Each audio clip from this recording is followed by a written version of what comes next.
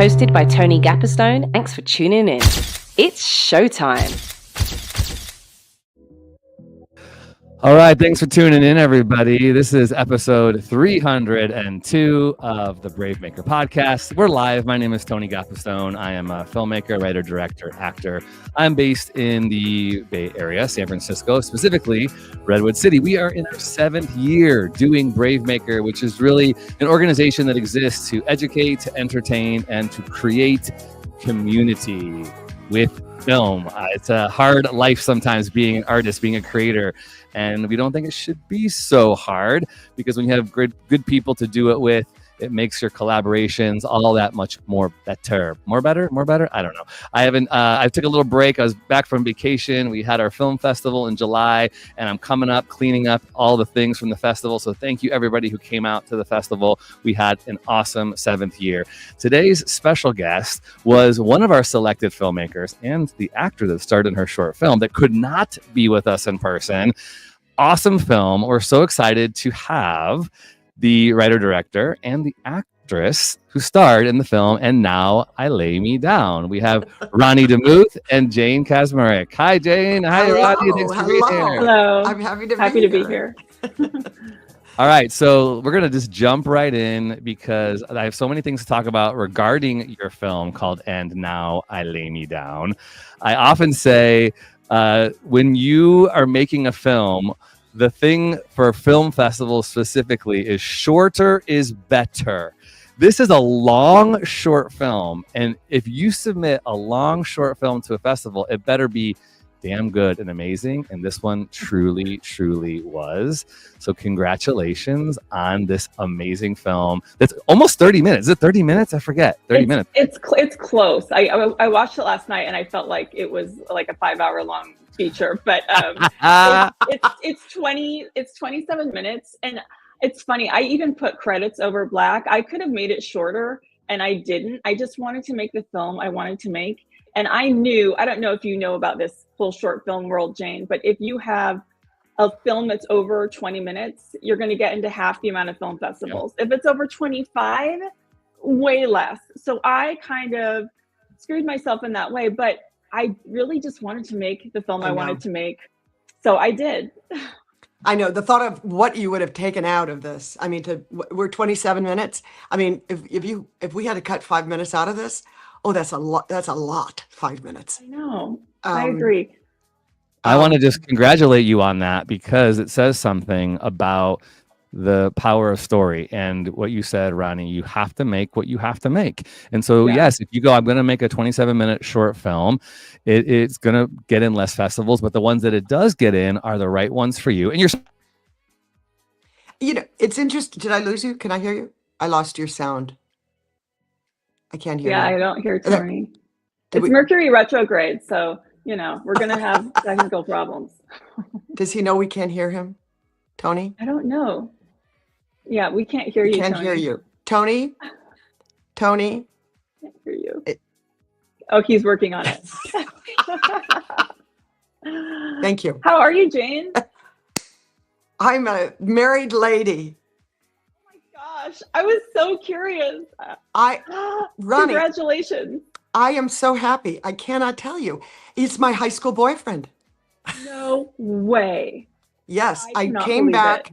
I came back for my 50th high school reunion last August, and he was 2 years older than I was. But he was this tennis player, and he was cocky, and I just never thought he liked me anywhere near as much as I liked him. And oh my God! And my best friend married his best friend. They've been married for 46 years. And she said, "Would you like to see Rusty?" And we all went out, and I was just, and it's amazing because he still lives here. He's in Mequon. We grew up in Greendale, but my mom is still living in the house I grew up in. She's 98. Oh my gosh! So it's amazing. Wait, did you get married? For you? I got married. Congratulations. I went online and tried to figure it out like a weird stalker, and I couldn't. I'm like, she hasn't told anybody. Well, I don't have a publicist. I don't have I don't have any social media. So we got married in a barn in Saukville here in Wisconsin, and he hired the University of Wisconsin marching band. to show up. Oh my God. That is so awesome. Did he tell you about that? No. And I'm like, it was like the greatest wedding present, hearing the University of Wisconsin fight song, on your wedding night.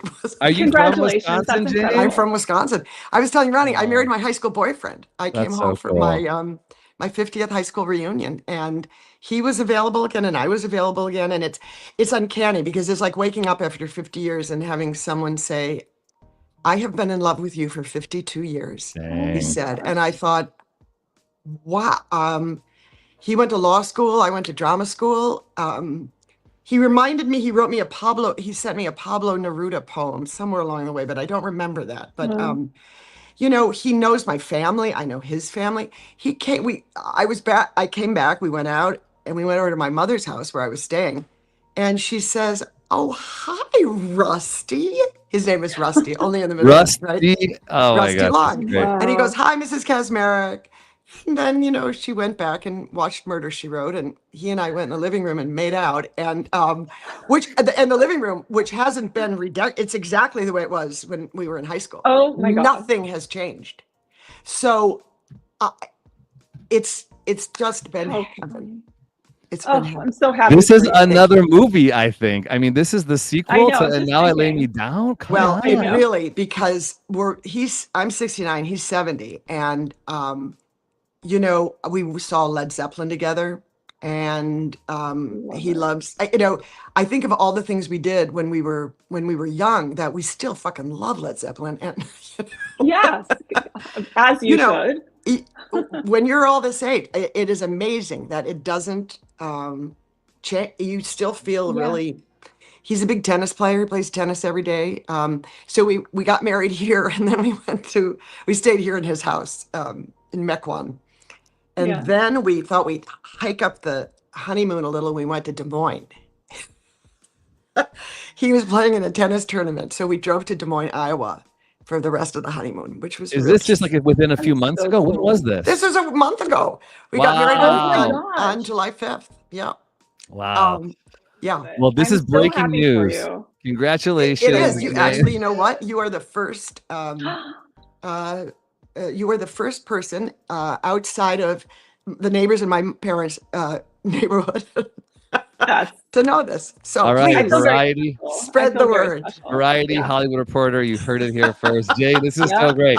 Episode 302 of the Brave Maker podcast. Tony Gappistone here. Thanks for dealing with my mic. I had to call my producers, that was me, to plug it back in. But we're talking to Rani and Jane about their long short film called And Now I Lay Me Down. And I say that honestly with confidence and grace and admiration. We were talking about making the film that you want to make. This film is about a woman of a certain age kind of processing her new set of circumstances. And it really got our jury's heart. We loved it. And go ahead, Jane. No, I mean, I read this script and I couldn't believe how much she had packed into such a short amount of time. I wasn't really familiar with what the format is for short films. But, Malcolm in the Middle was 20, those were half hours or short episodes. And you have to know what you have to do. And this script was so funny and it was so moving. To pack all of that into 27 minutes. Her writing is incredible. The script was sorry, so much to cut you off. The script was only 16 pages, which is nuts because the film was 27 minutes. So but thank you, Jane. Yeah. So can you talk about that? Talk about that, Jane. You two met. I remember you met, and I think from what I remember, you both had laryngitis at the time on a Zoom. Is that correct? Zoom. Yep. I forgot about that. I remember though, you came over to my house in Pasadena and had this magnificent bouquet of roses for me in pinks and purples and red, and it really what Celia's colors were. And we just talked on my couch all day. And then I said, well, if you need a place to film, would you like to use my house? And she was like, you would let a film crew.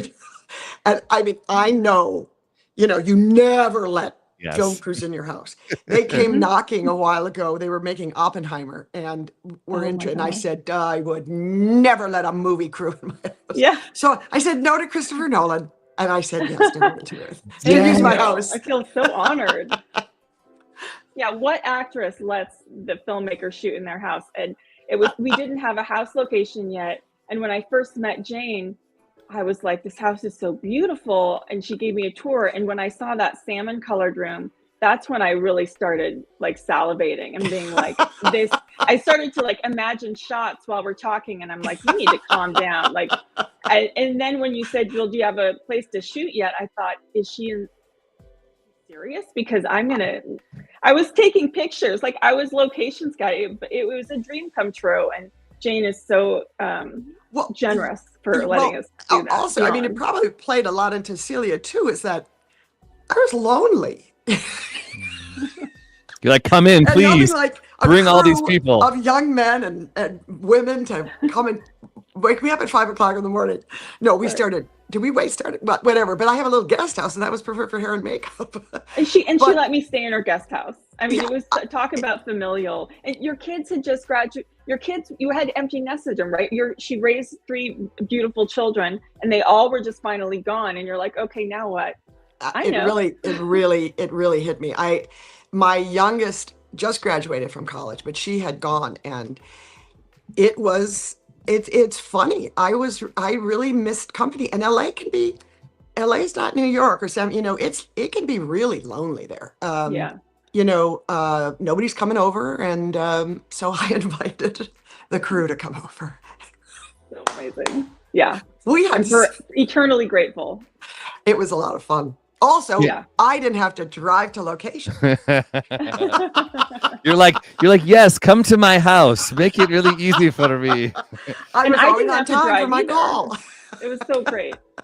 Okay, so we need to talk about this because a lot of our audience are emerging filmmakers, indie filmmakers, and so Rani having this script and coming, she, if I remember correctly, wrote it, couldn't get anybody else in her mind to play it but you, so reaches out, writes this adoring letter. You have a Zoom, then you have this sit down, you talk all day, then you invite her. I mean, can you talk about that dynamic about working with somebody who you didn't know before? There's no like kind of prior relationship, which we all often say in this business, you need to know people or people need to know you. Just what would you say to the other indie filmmakers who want to work with a certain actor and making those offers and building those relationships? I'm very lucky that I have an agent, Chris Schmidt at Paradigm, who really comes from theater, as I do. In fact, Chris Schmidt was my first agent's assistant in 1982 when I got out of Yale. And so I knew her when we were both very young, and she was with Susan Smith and then, is now at Paradigm. And I know Chris is when you love theater and you're an agent in Los Angeles, there's something special about you because theater isn't a big draw in Los Angeles. And the fact that Chris, I guess what I'm saying is, have an agent who really knows good stuff when they see it, read it, even if there's no money in it, if there's no, I suppose I was talking to actors with this, if there's no money in it, but that you have an agent that you really trust who says, you should take a look at this. I think this is good. I think this is something worth your time. And also I don't remember, Rani, did you write me a letter? Oh, no. I did. Yes, you did. And you sent me that gorgeous lookbook. Yes. Right. And it was really top. It was very classy. I mean, it was beautiful. The colors were beautiful. The layout was beautiful.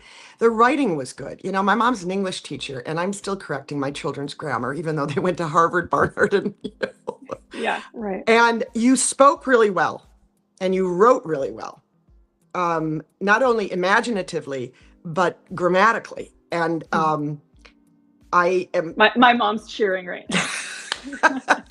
Big and that really, really impressed me. So I guess having an agent who knew what I was interested in this stage in life, I'm lucky. I'm a Polish girl. I've saved every nickel I ever made, and I can work when I want to now, which is a real luxury. So to see Rani's lookbook and script and our conversation, we both had laryngitis. really let me know that she was someone I would really like to work with. The script was sensational. I mean, if you think this movie is good, you should read the script because it was so good. So I suppose to young filmmakers, oh God, it's so hard sometimes to get through to agents though. I mean, they just kind of dismiss things. The letter is good though. I did another show years ago called Playing House with Jessica St. Clair and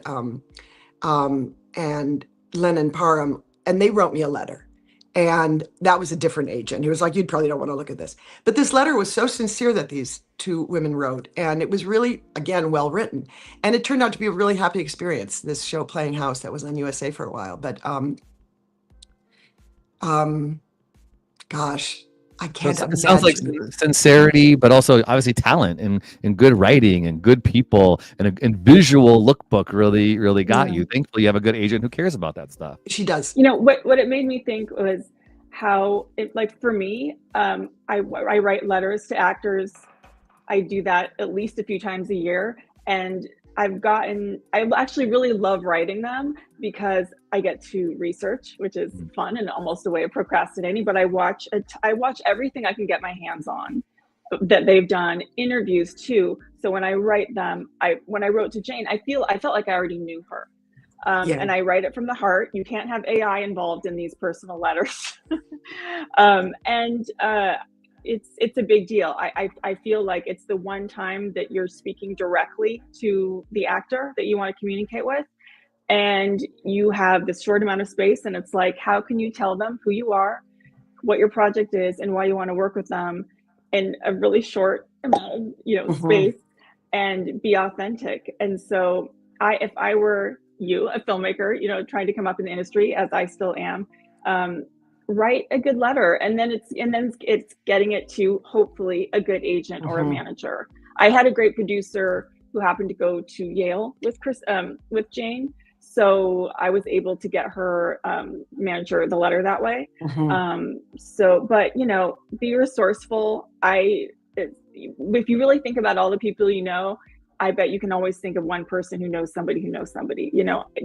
Be resourceful and take risks.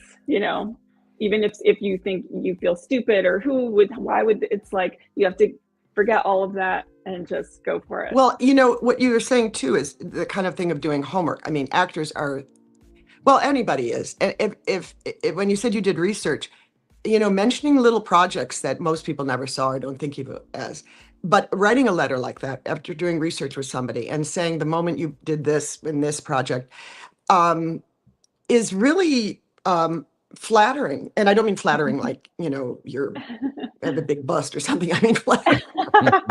That helps.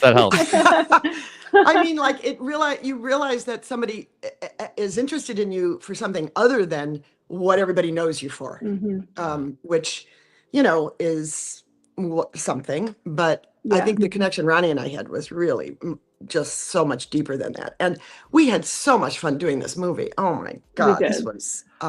The inflatable penis says it all. When you have when you have an inflatable penis that you have to wrestle on a pool. I mean, the fun of this movie, the wardrobe, the other characters who work, it really is something. I mean, you can almost see this as a series too. So a lot of people have said that. So Jane, I don't know if you know this, but yeah, a lot of people have said that. So it's in the back of my mind. I mean, it's a pretty closed film, there's a grand finale, but it's in the back of my mind. Yeah. I didn't intend it like that, but it's. But whoever intended Hogan's Heroes to be a series? It's just funny thinking that like Stalag 17 with William Holden was this amazing, horrible movie about, prisoners of war. And then somebody said, what about as a sitcom? And they pitched Hogan's Heroes and it got picked up. I don't know why that came into my mind. It has nothing to do with this. Funny. But just that, who knows? The adventures of Celia could, there could be adventures like crazy. Let me know if you have any ideas. I love industry films and stories. Like I love Hacks, the studio, right? I could really see that living in a world like we haven't seen a soap opera world in a long time. So that could be interesting. Which, by the way, side note, to go back to that idea of reaching out to the people that you want to work with, I feel like Rani and I both, by the way, Rani and I are both 50, baby. Look at us, 50 years old, still emerging and still independently working in this industry with, no connections, no studio backing. We're making it happen.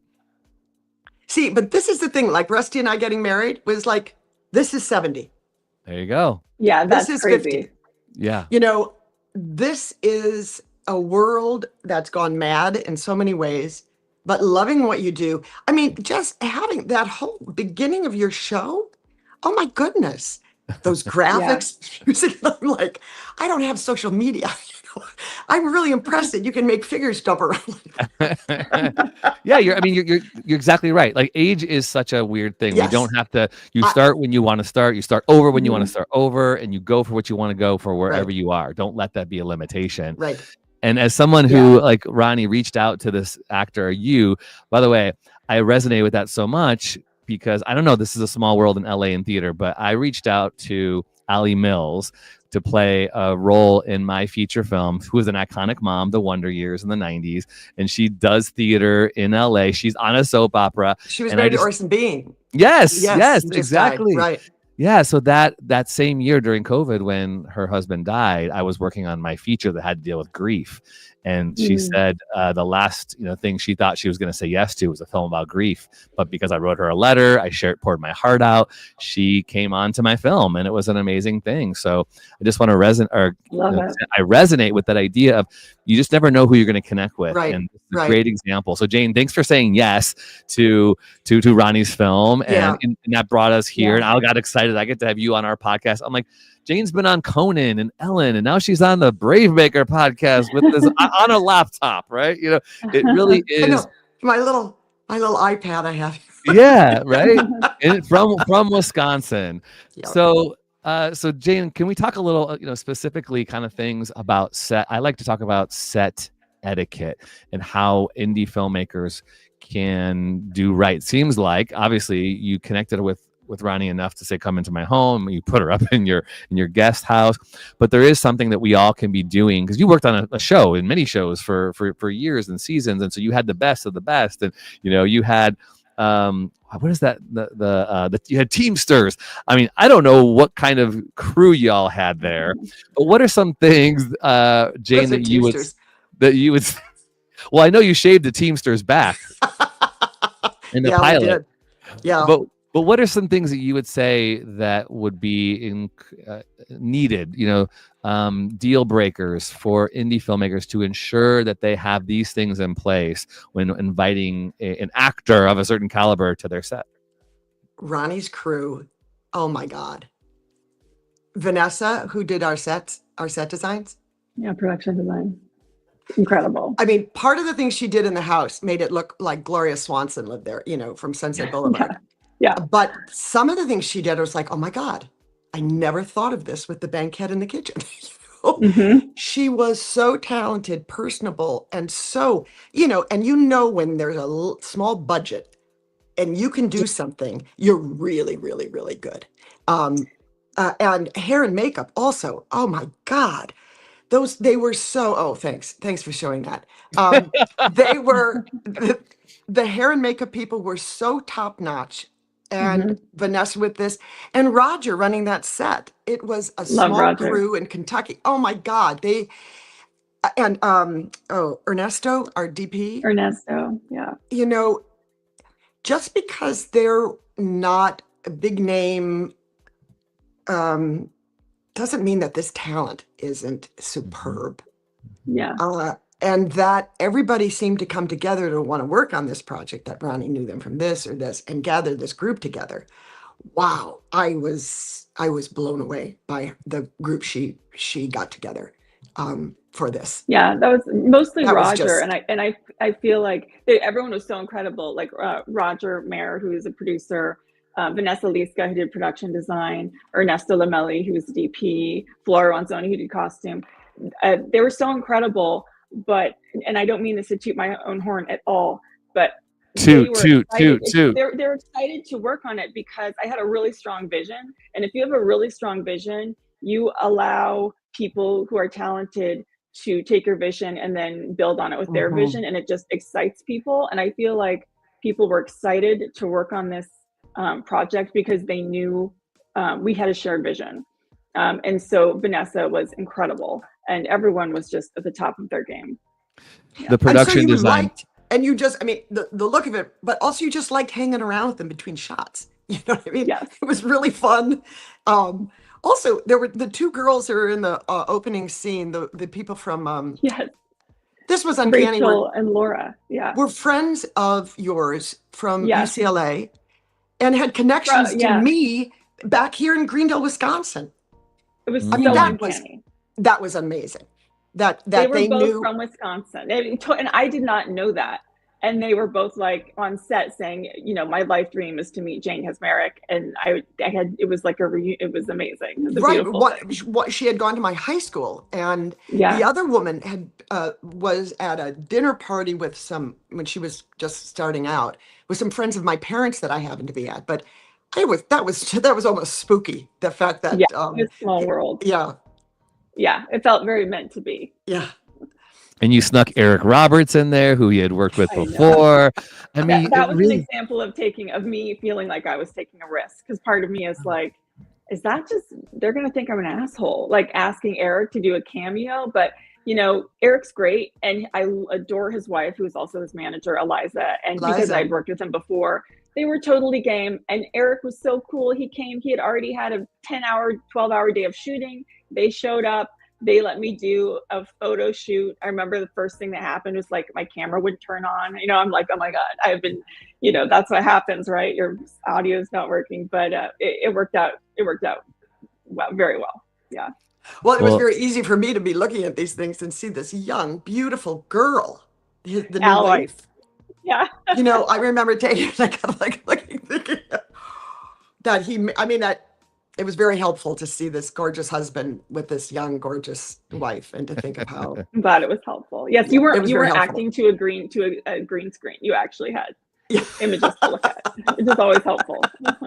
Oh, so you did the photos with Eric enough time to get him on the. Oh, that's so smart. Yeah, practical, right? So the reactions are real. Yeah, I love that. Yeah. Well, because we have some filmmakers on, or who will watch. You know, by the way, thank you for joining. If you're watching us live on YouTube or LinkedIn or Instagram, this is episode 302 of the Brave Maker podcast. I'm Tony Gappison with Brave Maker, and I'm talking to our selected filmmakers for the 7th annual Film Festival of And Now I Lay Me Down, a short film that was in our comedy shorts block.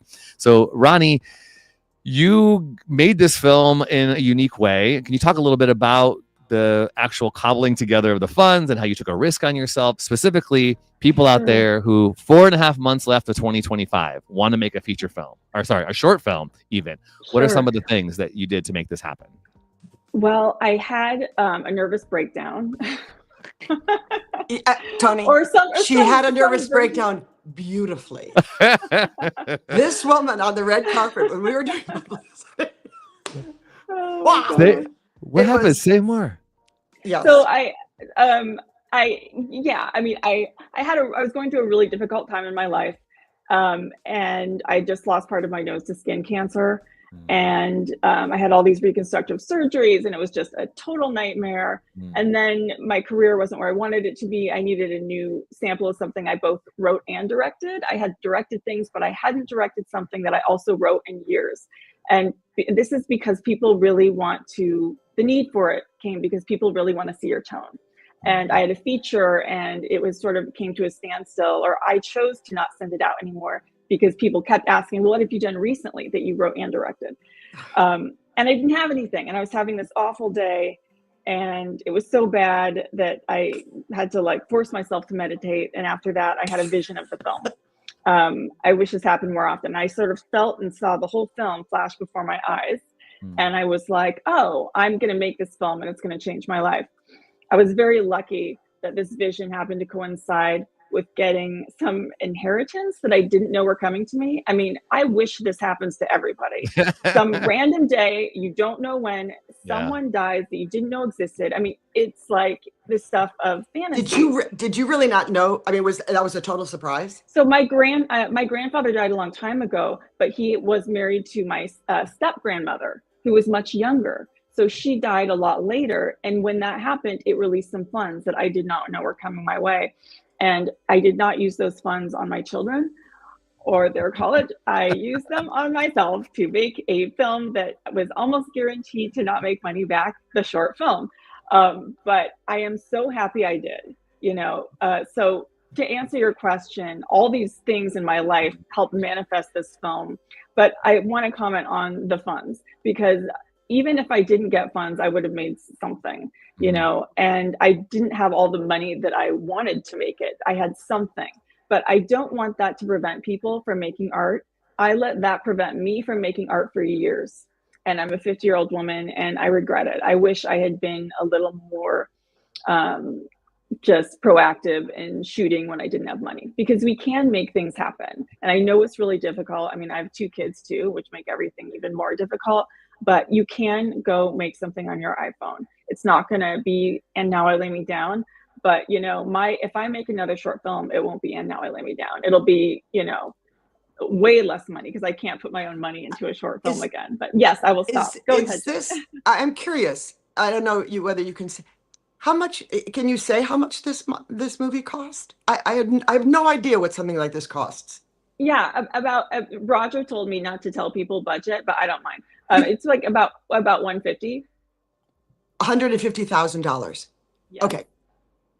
But if you look at that, right? Like Jane, you're used to making a show, right? Like a 20-minute episode. I mean, of television. we just filmed 4 new episodes of Malcom that are and we did it. We were so determined to do it in Los Angeles with as much of the crew as we did originally. But when it came down to it, I was told that they were saving, and I can't believe this figure is right, that they would be saving $2 million, $2 million an episode by filming in Canada. And I thought, crazy. Well, if you're saving that, how much does a friggin' episode cost? Look, so, Malcom. Oh, do we? I got to say, my gateway into this was through my now 14-year-old daughter, who started watching it when she was 10, which was after it had ended. And she's now watched it through, I want to say, I know at least 3 full times through every season. And so I would always be watching it and just love, like, it's so funny. It's funny because remember when we were on, there was no, you had to wait to the next Sunday night or whatever to watch the next episode. Right. I think it was always on. It started streaming. We finished in 2006. Yeah. And you could always find it somewhere. And then when COVID happened, oh my gosh, kids who weren't even a twinkle in their father's eye yet when we, were watching the season over and over and over again. So it really started a whole new group of, and I gotta tell you, that show's funny. Totally. So funny. It's so timeless. It was never sexual. It was never off color too much. It was, especially with where a lot of stuff is now, you could really watch with your family, and it's amazing. And the new ones we just did are the same writers, and Linwood Boomer back, and director Ken Kwapis. So it's going to be a chip off the old block. Also, I have to say, because I sent this to both Linwood Boomer and Bryan Cranston, Ronnie's, and they went on about how incredible this writing was, and that what she was able to do in such a short amount of time. I mean, sometimes you send things to go, oh yeah, thanks, I'll make sure I'll watch it next week or something. You don't hear back. I mean, to hear back from both of those guys who are really, that's cool. Was wonderful. I said, you have a little bit to do with it, Jane. Really, really, really cool. And to circle back to that, I mean, we could talk so much longer on your career, Jane, but really your talent. I mean, you're really good. You're really good in Malcom in the Middle and in this short film, and it's really fun to watch and engaging.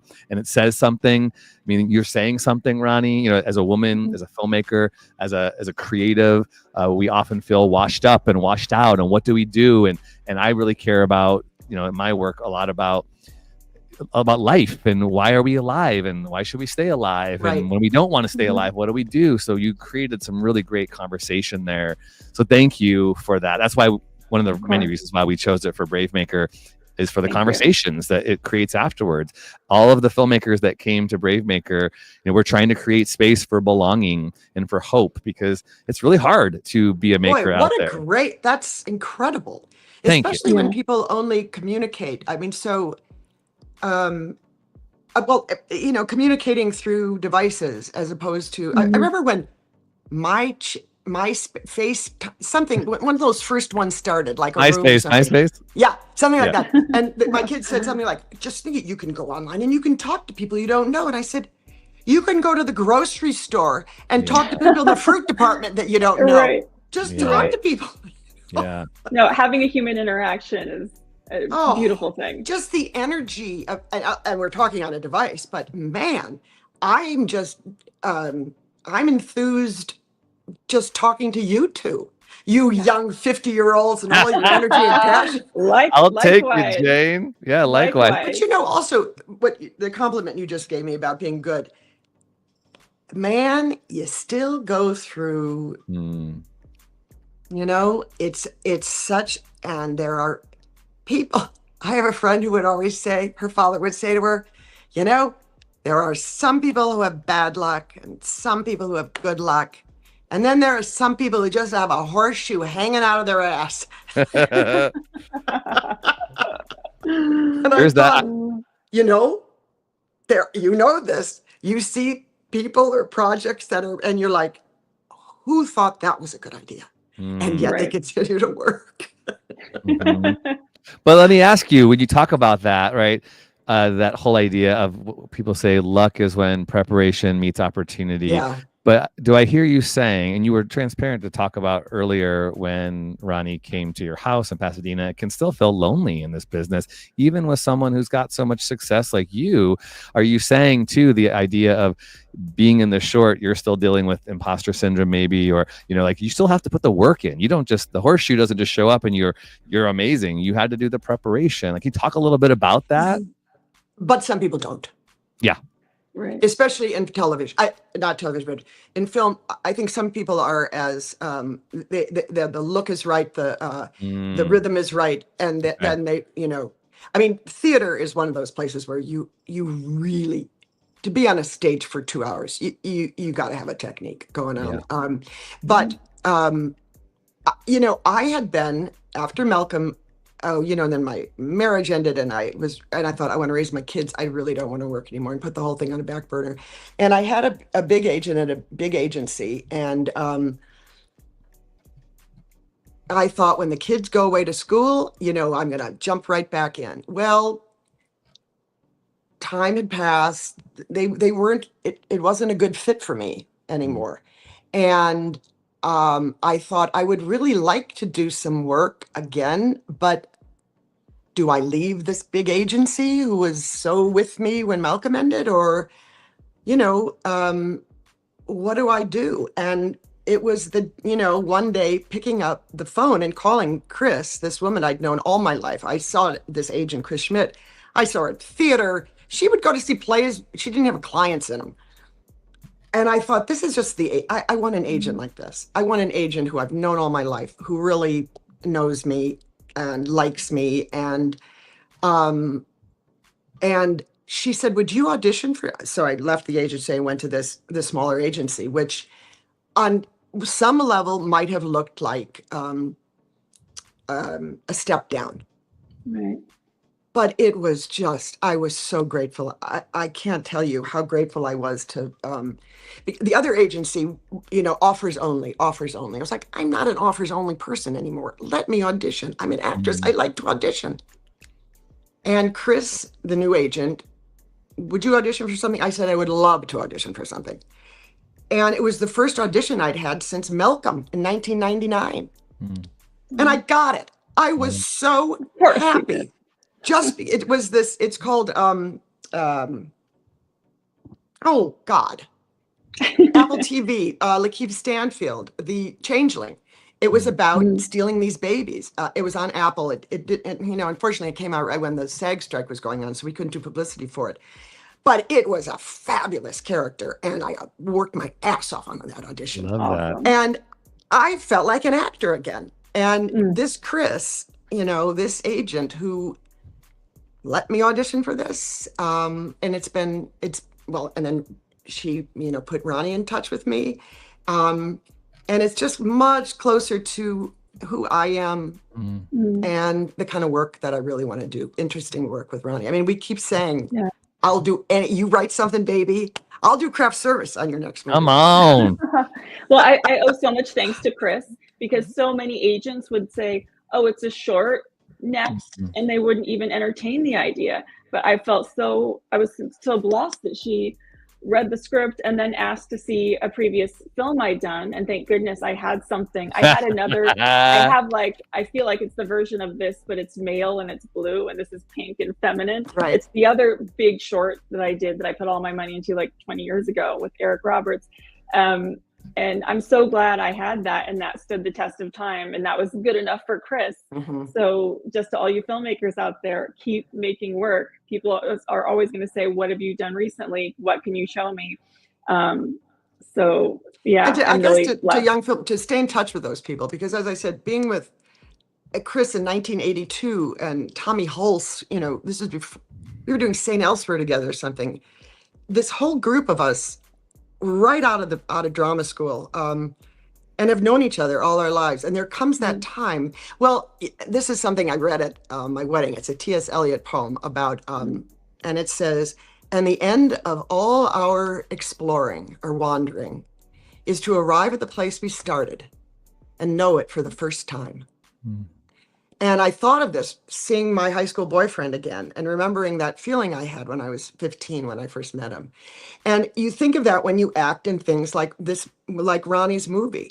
There's not a lot of bells and whistles. It looks like $1 million, but you feel like an actor again.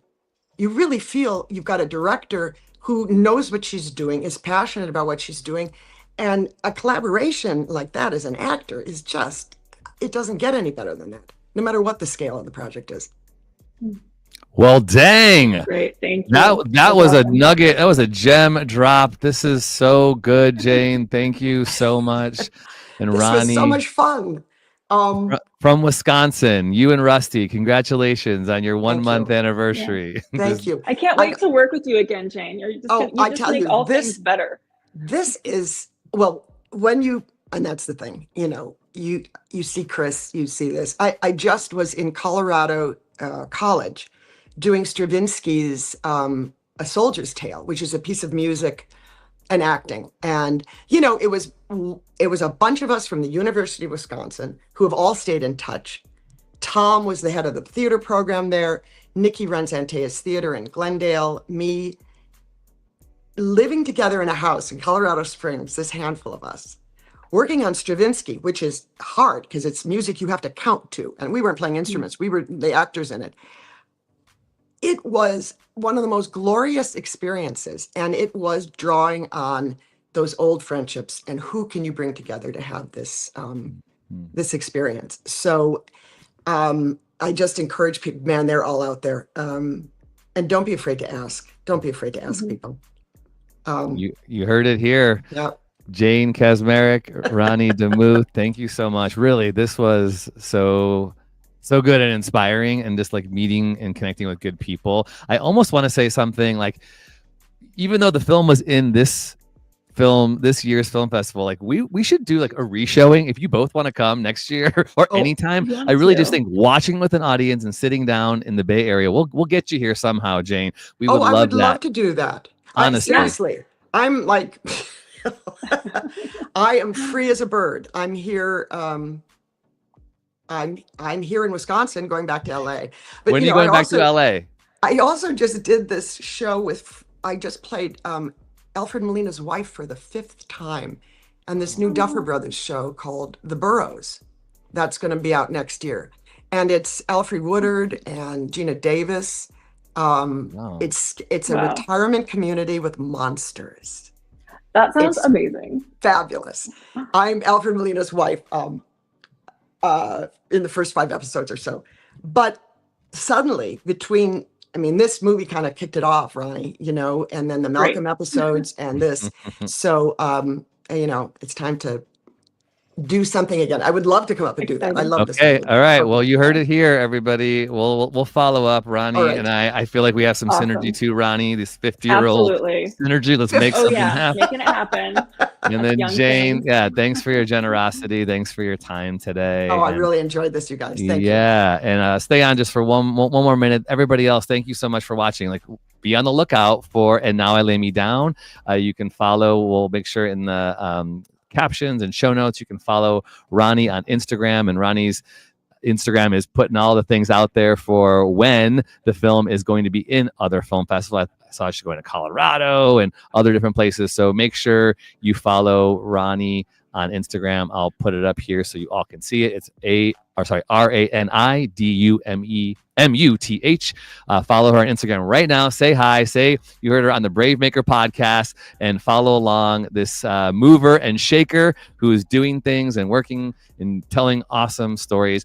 You all know, if you're following along, we are a nonprofit organization. So all of this that we get to do is by the generosity of our sponsors and our individual donors. For 7 years in a row, we have been building our individual donor base. And right now we're up to, drum roll please, 65 individual donors. So we're so grateful for all of you who are helping us to build this community so that people don't have to feel alone, right? We want to build a community where you feel like you are a part of something big and you have the support that you need, and you're getting inspiration and you're meeting great makers like you just met today. So if you want to be a part of that, go to bravemaker.com/donate to become a donor today. It's all tax deductible, or you can use your phone and text the word Brave Maker to 44321. Appreciate all of you all for listening and watching. Share this on YouTube, LinkedIn, Instagram, all the places. Thanks to my guests, Ronnie and Jane.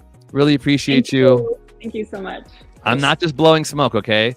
I don't want to be the type of person who just says something and doesn't follow up. I really want to see if we can do something together again and keep getting And Now I Lay Me Down out there, West. I think once winter comes to Wisconsin, I'm going to want to. Okay, we'll see you. We'll see you in October then. Okay, guys. Bye-bye. All right, y'all. Thank you so much for watching. Everybody else, brave stories change the world, and you are the story. Till next time.